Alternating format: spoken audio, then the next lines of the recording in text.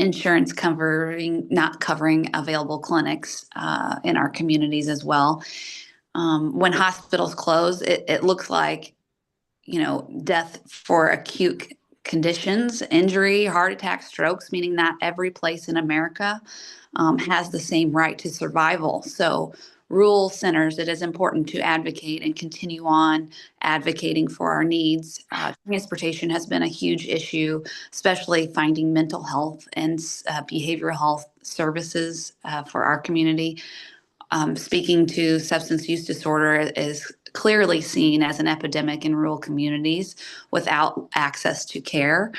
Generally, there are not as many behavioral health providers as well. So there's a lack of workforce available.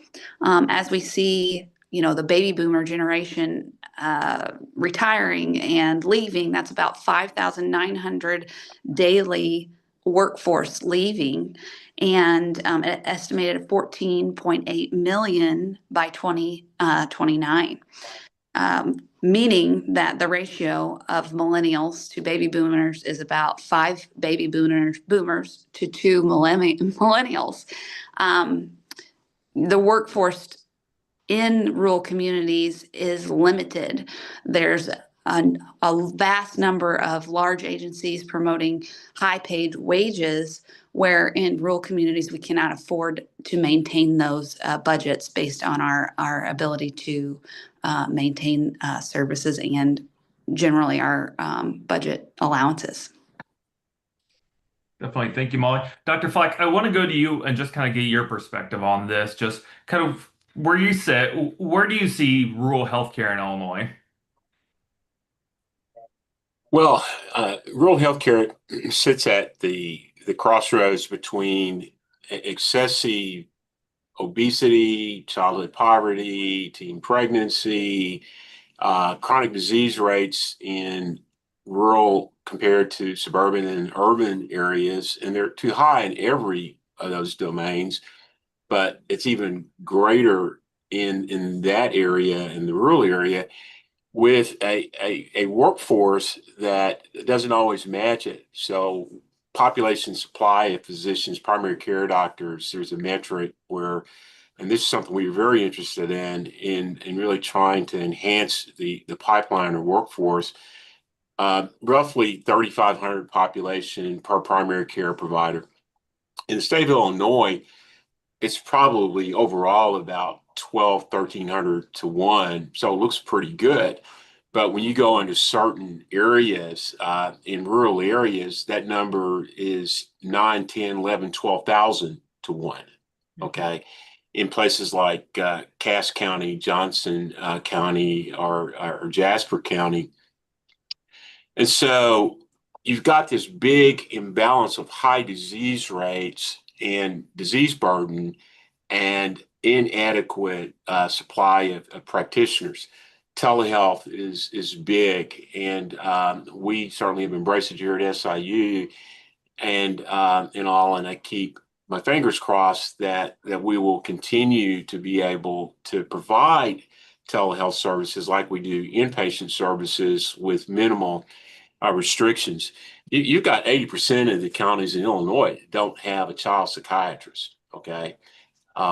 Which is insane. You've got counties where the average age over close to 60% of their surgeons are over 55 years of age. To me, primary care is where it starts, doesn't necessarily end there.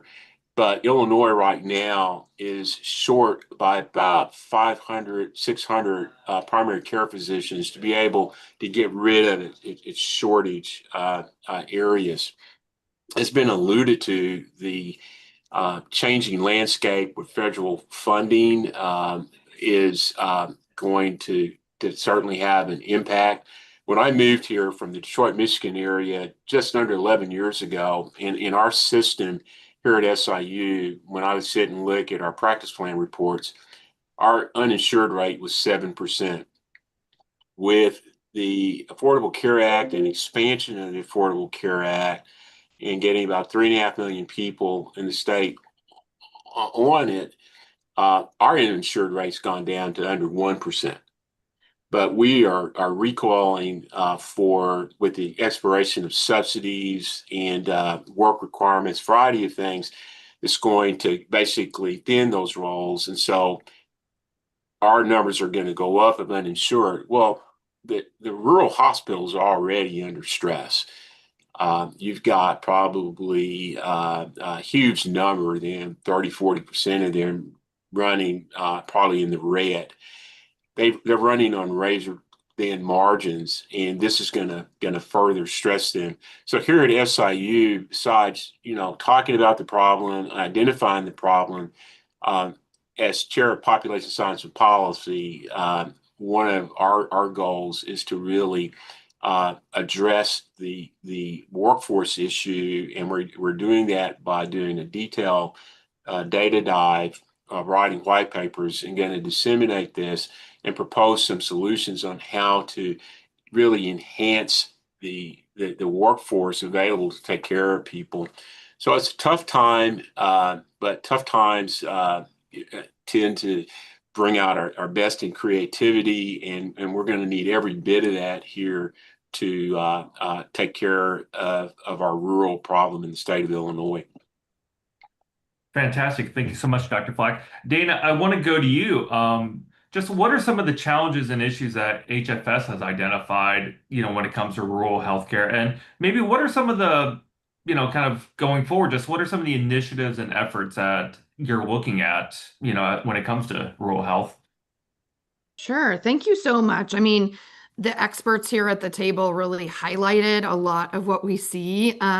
They did a very good job covering the gamut from the, chronic disease burden all the way to the health professional shortage issues to the hospital solvency issues that we see. And so all of those are very concerning to us. So Illinois Department of Healthcare and Family Services, the Medicaid agency for Illinois. And just to give you an idea, we know that the rural health system relies heavily on Medicaid. In counties classified as fully rural by the Federal Office of Rural Health Policy, the Medicaid enrollment rate is 19.1%. This summer, I was recently at a panel down in Du Quoin, Illinois. It was in Perry County. And just to give you a sense, in that county, it's 25% of the people living in that county are on Medicaid. So that gives you a good sense of one in four people in Illinois rely on Medicaid for health care. And as the Dr. Flack just kind of started to talk a little bit about as we head into the future and some of the changes that we anticipate through HR 1, many of those people will have to act to keep their health care in some way with the imposition of work requirements and things in Medicaid. And,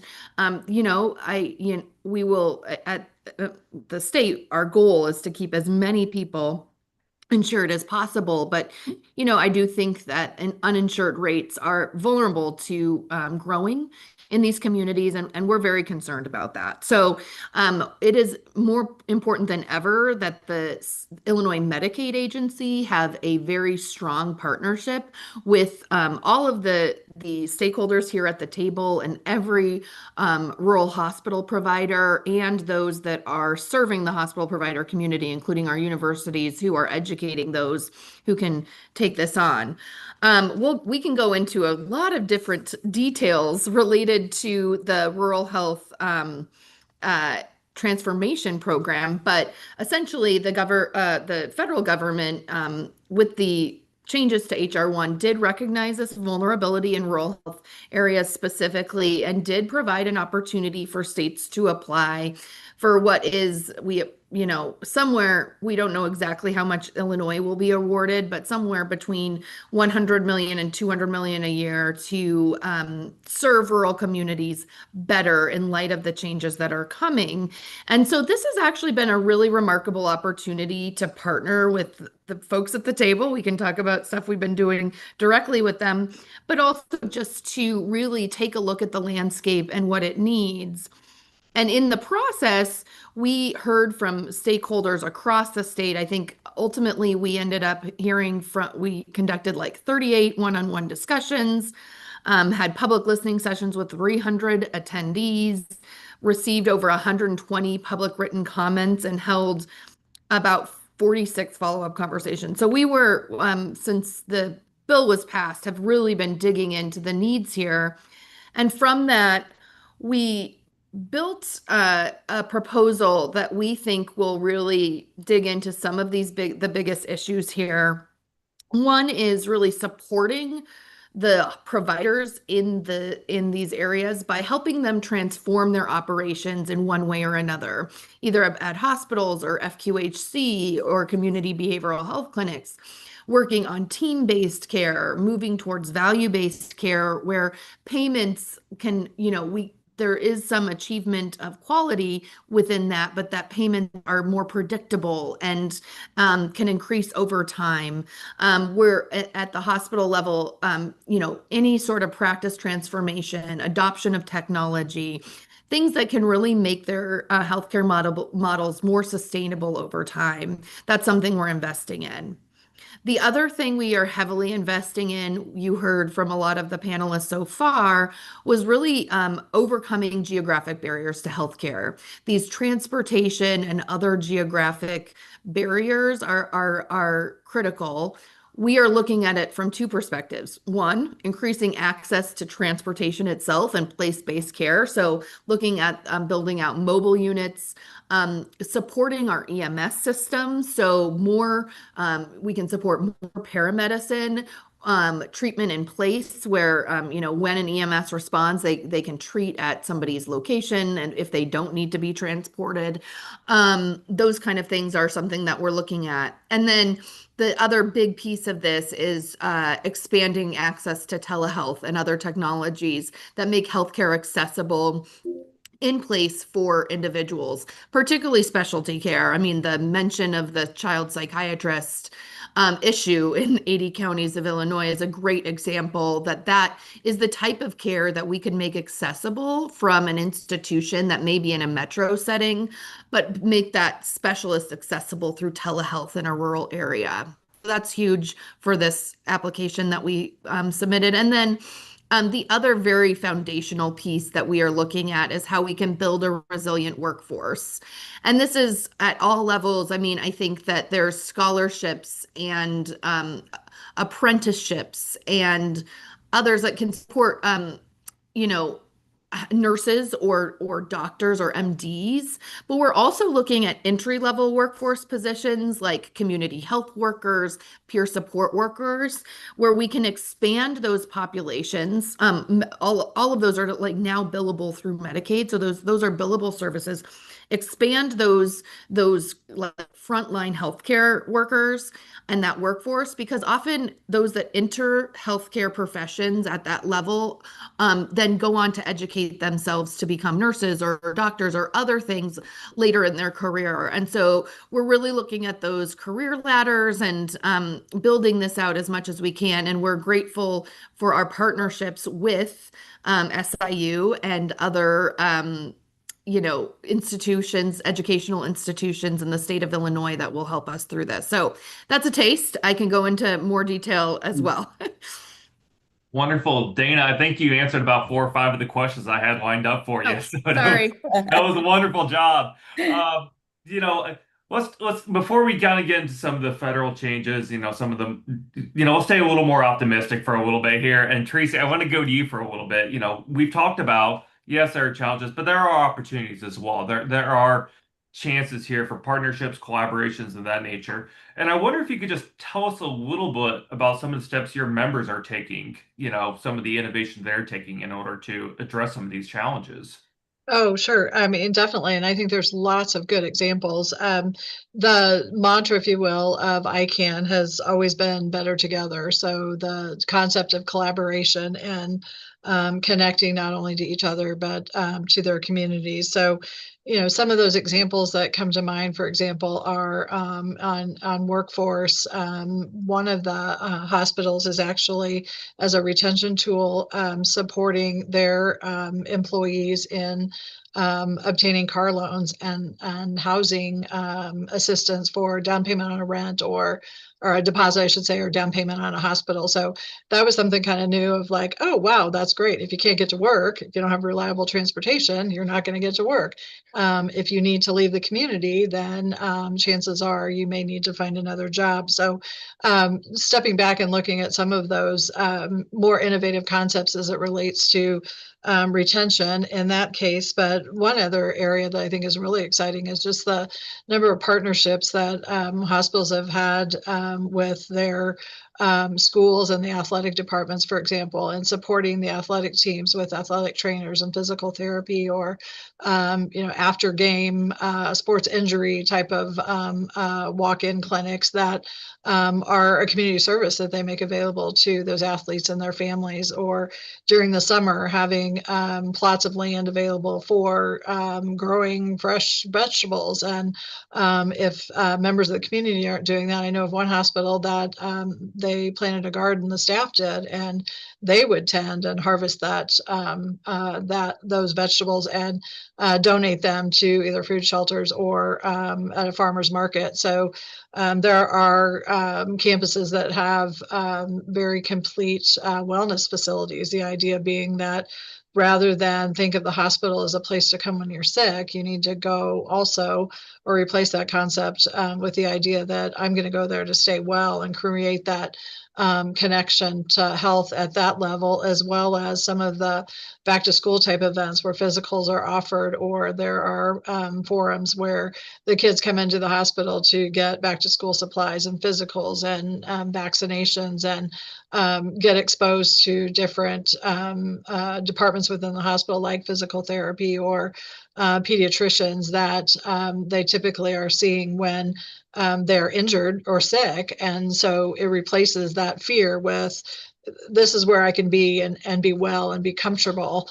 And the hospital's presence in the community as a wellness entity as well. And it doesn't have to be all about going there when you're sick. So a couple of examples there that just come to mind as far as some more innovative or more different approaches that we're seeing, other than providing an ER or healthcare services when they're needed, when someone is sick or injured. Fantastic. Great. Thank you. Kim, I want to go to you on that. Just what are some of the things that your organization and other health centers can do in this space? What chances are there for, opportunities are there for innovations, collaborations? I think for innovations, it has a lot to do with the electronic health record format. There are a lot of savings in electronic health records where we can reduce the burden of manual functions that a lot of the staff are doing, that nurses, it takes a lot of time for them to do some of those things that could actually be carved into the electronic health record system, but it's very expensive.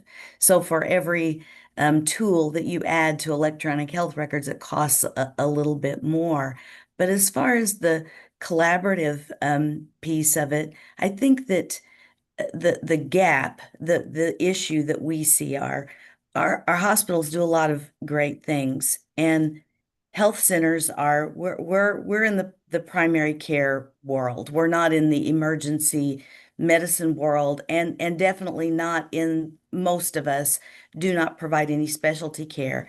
So um our biggest goal is to make sure that as the primary care hub for that patient, that all of their information, we have it recorded in that chart. Sometimes getting that information from some of our hospitals is very difficult because they're on a different system.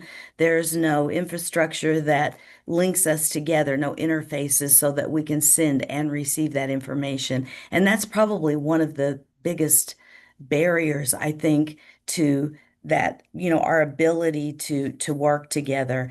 As far as the specialty care goes, if we can do telehealth between our sites and a specialty care service in a hospital, that's like the perfect world for us, because getting our patients to be transported to some of those locations is really difficult. And I think as far as uh, expanding some of the functions that we do, it takes everyone, and, especially public health, because what we find in rural areas are we are actually serving 1 in 4 residents in the rural areas for FQHCs. And so that's a big chunk of the community. But what we find, there is a lack of understanding about what healthy living, healthy lifestyles, what it's going to take to maintain their health. There's a big gap there. And public health serves that function for us just incredibly, but we have to figure out a way to get patients to pay attention to that, because if we get them and they're already suffering from hypertension and diabetes, we can't backtrack on diabetes, but we could certainly work toward preventing it with some of our younger patients. And that is definitely a hurdle that I think all of us could work together to try to improve. Fantastic. Great. Molly, we just briefly touched there on public health. And so I want to get your perspective. Just kind of what are some of the projects that Greene County Health Department is taking to address some of the challenges? And what more do you see in the collaboration space to address some of the challenges of rural health? Sure. I started in February 2020 as the public health administrator in Greene. And at that time, I started and several of our staff didn't even have email. The cost of email was a concern for our budget. That is where rural health stands, is that we can't even have basic technology because we are concerned about our budget. Overall, we've done a lot of innovation since then. Staff have email, but we also have been really seeking community health workers, peer support services, navigating those sections of up and coming sources of assistance to people. It has been phenomenal in our community about assisting with transportation and getting people places and working individually with goal setting. However, navigating funding, navigating Medicaid reimbursement, and how we've actually get reimbursement for this is difficult. We don't have the staffing, the ability to, set forward somebody to take this on. We are just basically meeting the needs of our community and doing it at no cost. It is definitely a struggle. In general, public health departments, we are already 70% of the local health departments are coordinating and sharing services. We're working towards, access, but we also are a low-funded Illinois state as far as our public health goes.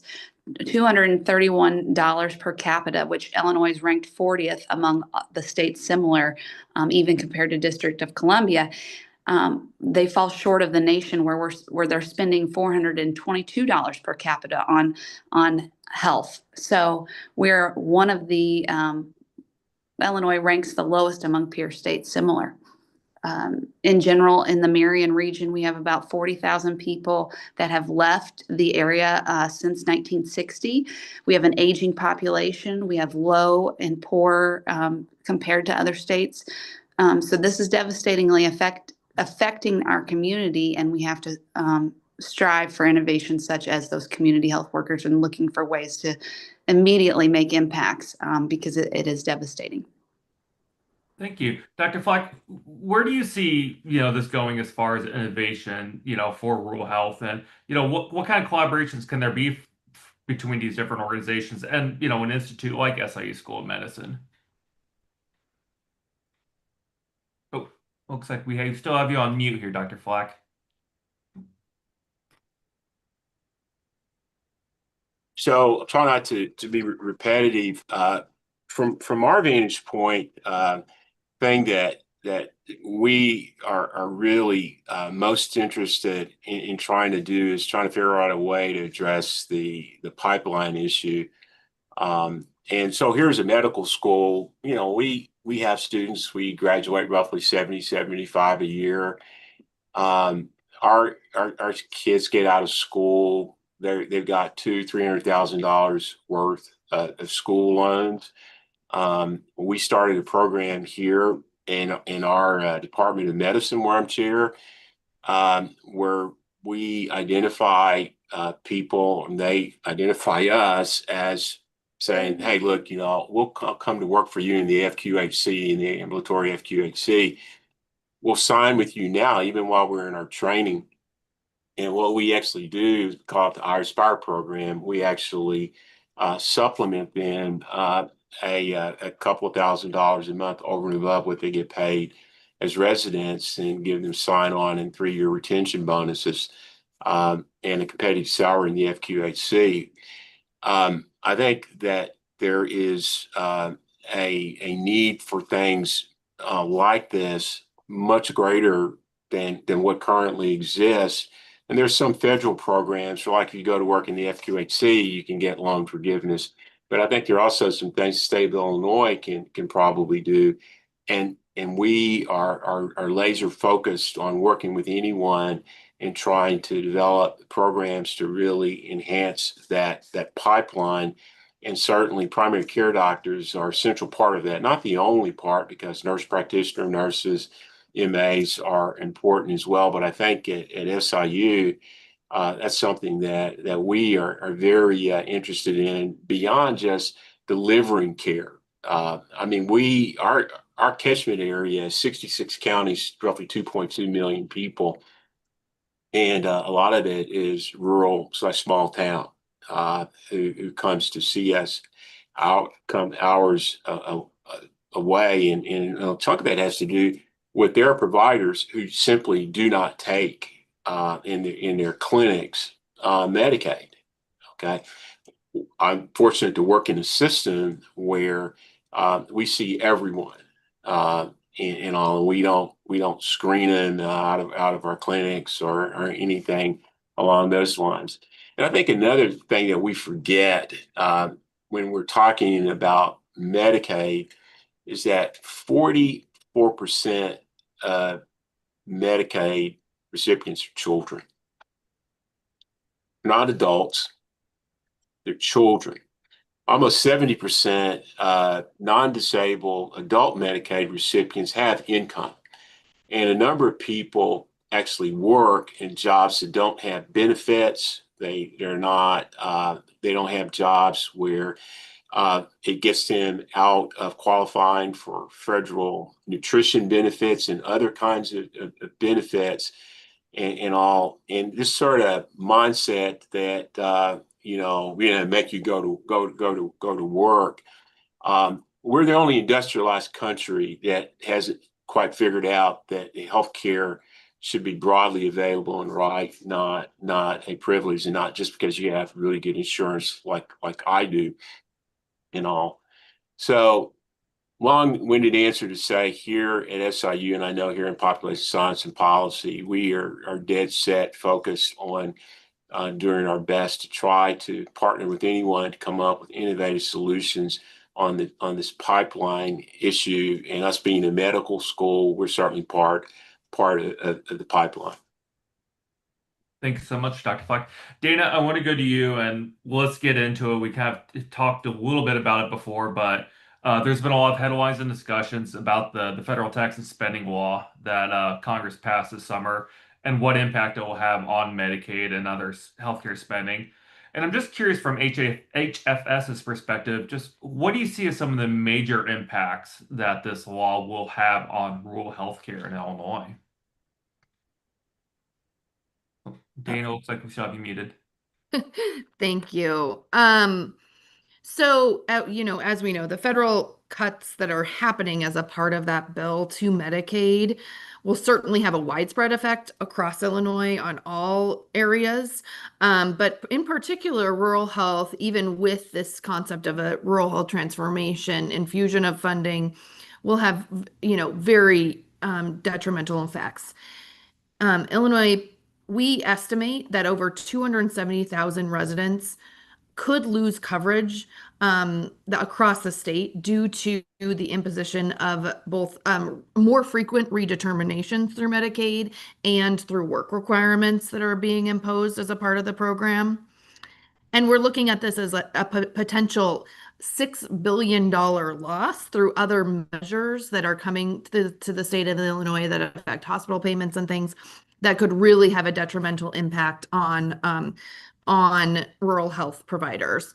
Of course, getting granular to Illinois, we know that that effect will reach rural health, and nationally, Kaiser Family Foundation has looked at what this impact that will have on rural health providers across the country, and they're expected to. They anticipate rural health will lose upwards of 137 billion from the HR1 bill, which is nearly 3 times the 50 billion that was allocated in the fund, indicating that, we are going to have to really partner with rural health to mediate the potential harm that some of these new requirements can cause.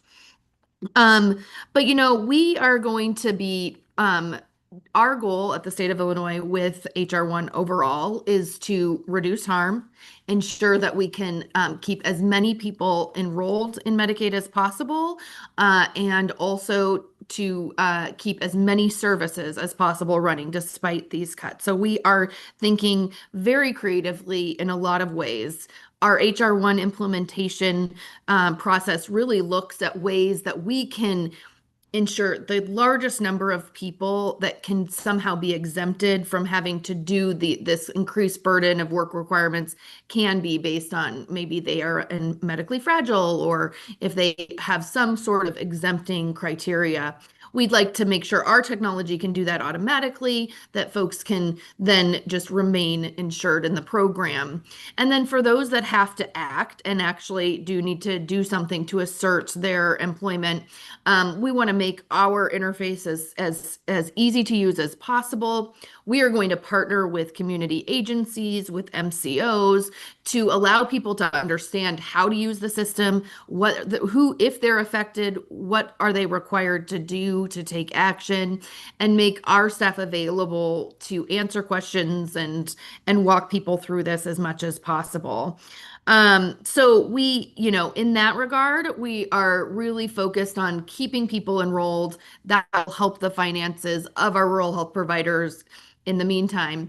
But some of these other cuts that are happening to the funding that we are able to distribute through Medicaid, I think that's going to be some hard questions, and it affects the state budget. In state fiscal year 2024, Illinois received $20 billion from the federal government for Medicaid spending across the state, which made up about 62% of our total funding for Medicaid programs in Illinois. So we really rely very heavily on this partnership with the feds for this. And so we're going to be thinking creatively. We're going to be partnering with you. That's why we're moving rural health towards some of these innovations like value-based care that's really paying for whole person health.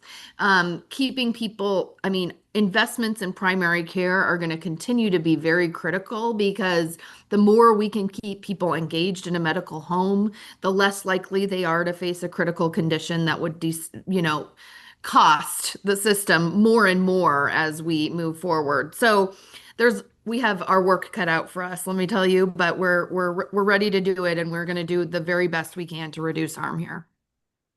Definitely. Tracy, I want to go to you on that. Obviously, Dana laid out some of the challenges that are coming from, cuts the Medicaid, to cuts in the provider tax revenue. Just kind of how do you anticipate this affecting rural hospitals?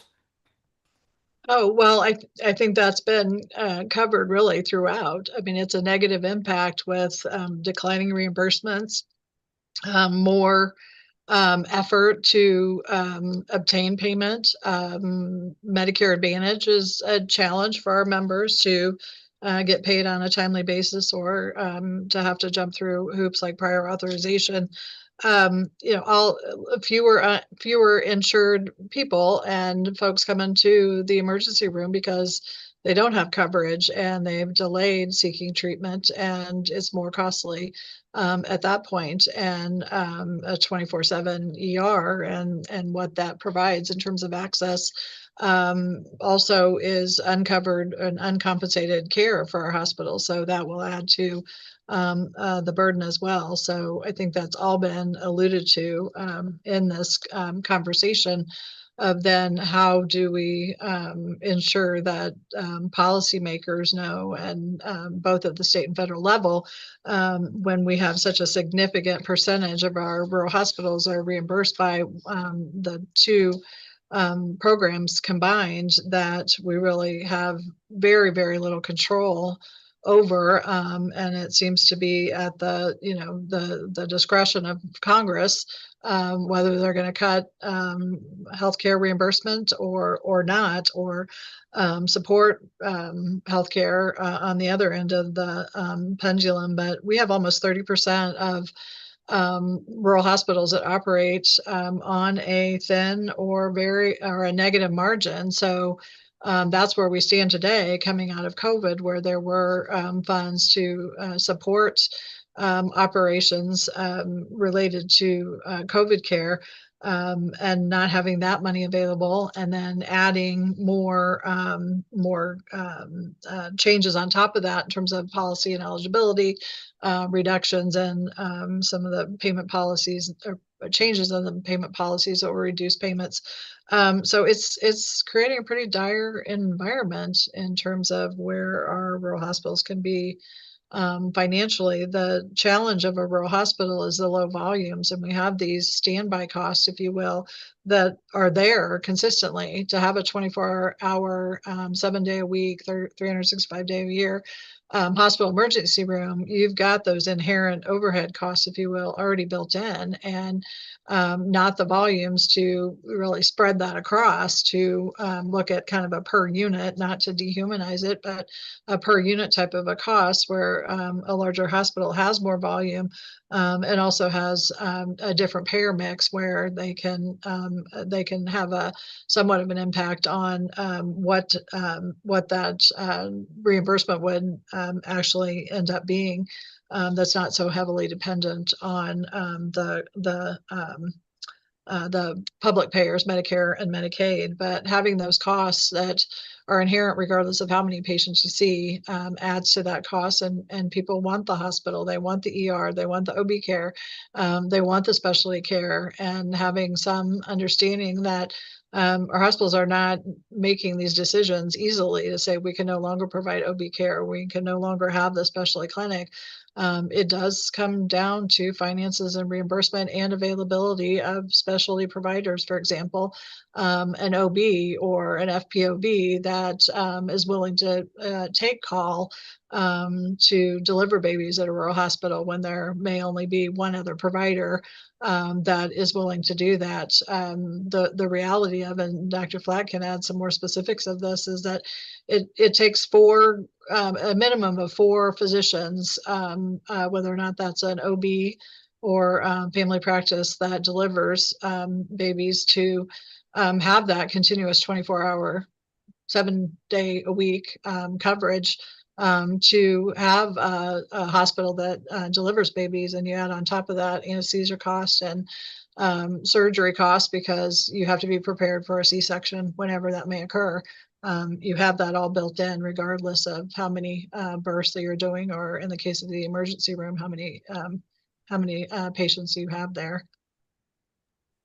Good point. Thank you, Tracy. Kim, I want to go to you and kind of a two-parter. One, obviously, just kind of what is your perspective on how the changes at the federal level may impact, community health centers like yours, and just as we talk about this transformation funding, just kind of what would be some of the things that you'd like to see these funds be used for?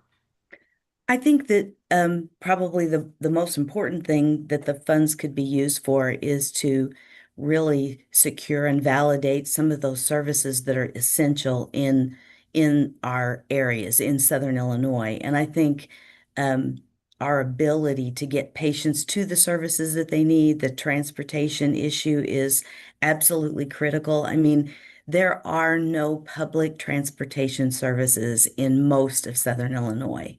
And, that is just years ago when I started in healthcare, that wasn't an issue in Southern Illinois because most people could afford a car and they could afford gas. And today, that just simply isn't true any longer. And like I said, the growing number of elderly patients that we have who they feel comfortable driving in small communities, but they do not feel comfortable driving in larger communities where maybe they have to go to seek specialty care. But I think that basically, if we have to secure the infrastructure and we have to work smarter, we have to have the skills of people to fill those positions. And I think that it's doable if we have the resources to do it. And I think, we all partner together. We work with SIU on training. We train our own CMAs within our health centers. Most of us do today train our own CMAs. But I think that there are so many things that are being affected today, not just with the bill and not just with transformation, but for example, health centers, the other crisis that we're going through is the 340B drug pricing dilemma.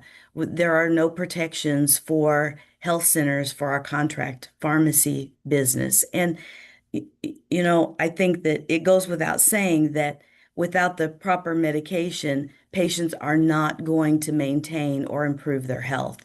And those benefits, that 340B program helps us to deliver medications to our patients at a reduced cost. And we are losing that in leaps and bounds every day because the pharmaceutical companies are stopping us from getting that. And it's not just FQHCs, it's the small hospitals as well are suffering from this issue. Absolutely agree. Molly, I want to go to you on just kind of this conversation that just what would be some of the things that you'd like to see some of this transformation funding be used for to support public health? So I think it's so important to realize that the transformation funding is needed to be more than 1 year of funding. We can't actually make any specific differences if we only think that we have 1 year to fund a workforce position. Knowing that we have 5 years in this, we could really make strides. And I'm very optimistic in the fact that there could be funding for behavioral health and generally substance use disorder and transportation, but it has to be long term and designated. Also, I'm just knowing that we are a small fish in a really big pond. It is important that we are funding the rural community itself and not neighboring communities that say they're going to provide these services and then don't. I've seen that many times in our community, and it is so important that that funding goes specifically to rural centers. In general, there was mention about mobile units.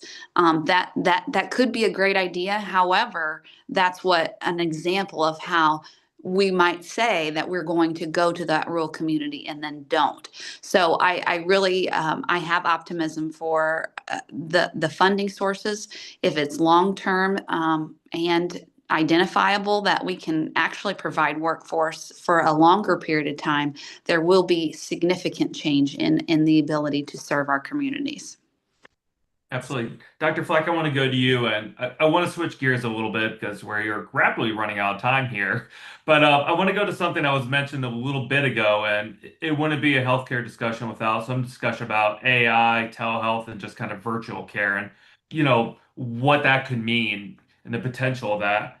And I was just curious, just kind of get your perspective on that. Just what opportunities do you see in telehealth, digital health to address some of these challenges faced by rural patients and providers? And then maybe also just what are some of the limitations that these services provide, have? So telehealth, again, we do a lot of telehealth here. We did a massive amount during COVID. And the idea, and I think we've been a reliable partner for providing services to people outside of our market and haven't really left people standing. And so some of the healthcare delivery, the expertise may not necessarily reside in the rural area. And so if you have reliable partners, you're going to be able to access some of that expertise through virtual platforms and telehealth. So having unfettered access to telehealth, being able to get reasonably reimbursed for telehealth and all over time, I think is going to be really important.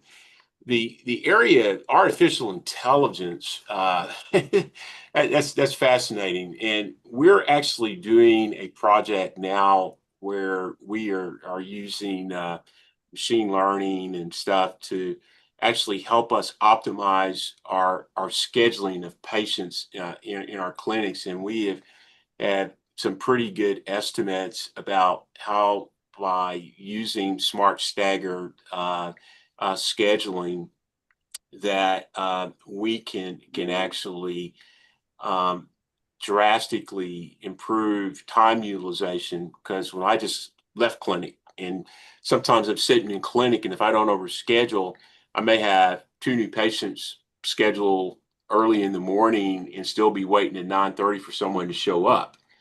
And we're actually, again, using machine learning, artificial intelligence to help us to figure out how to adjust our templates. Epic, we're converting to Epic, and Epic has gone big into AI. And in fact, you can have a visit, and the actual program listens to the visit and generates a start of a note. I'm a little old school, so that's a little bit too much for me.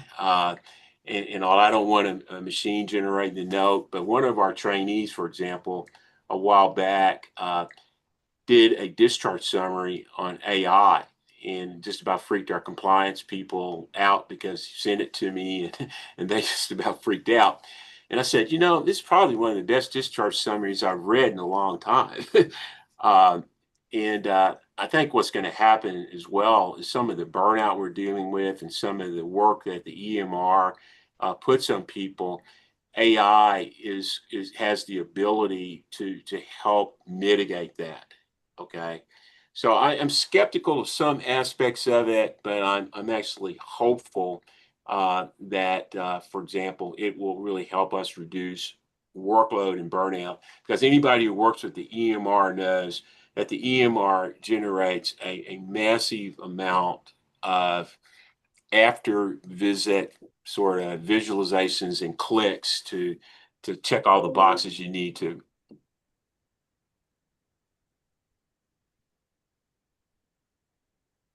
All right, Dr. Black, thank you so much for that. We somehow only have 2 minutes left in this discussion. It kind of really flew by today. So I do want to go to each of our panelists on this. And Tracy, I'll start with you on this and we'll go down the row. But in about 30 seconds or so, just I wonder if you could just look into your crystal ball and just tell us what do you think rural health is going to look like in 5 to 10 years here in Illinois? Well, crystal ball, and certainly my hope is that it is not just surviving, that it is thriving with an investment and with attention given by policymakers and legislature and Congress, that realization and recognition that rural health is some of these assaults that have occurred with the funding and policy changes are not just assaults on rural health or assault on rural life altogether. Because I mentioned some of the hospitals, that many of our hospitals are the cornerstone of their economy. And if that hospital is no longer in existence, what that does in terms of not only access to services, but you have jobs that go away, and people that work at the hospital are eating locally, shopping locally, all those kinds of impacts that have if you lose a workforce of several hundred people. So my crystal ball is saying that with collaboration and with support and recognition of the importance of rural healthcare, not only in Illinois, but across the country, that we will continue to have good access to high quality care and a healthcare system in rural communities that is looking at not only illness, but is looking at and being recognized. And that means being reimbursed or compensated in a way that rewards care that's not only for sick people, but care that keeps people and services that keep people healthy and away from healthcare providers. Fantastic. Kim, in about 30 seconds, just what do you think rural healthcare is going to look Sure. like in Illinois?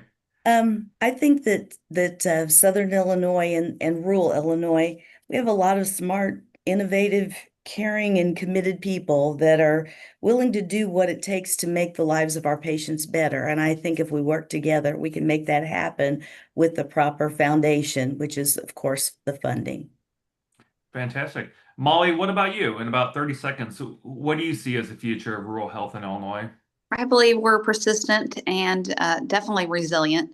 I believe there is innovation need for survival, and in general, I'm very hopeful for behavioral health access and general transportation access as well.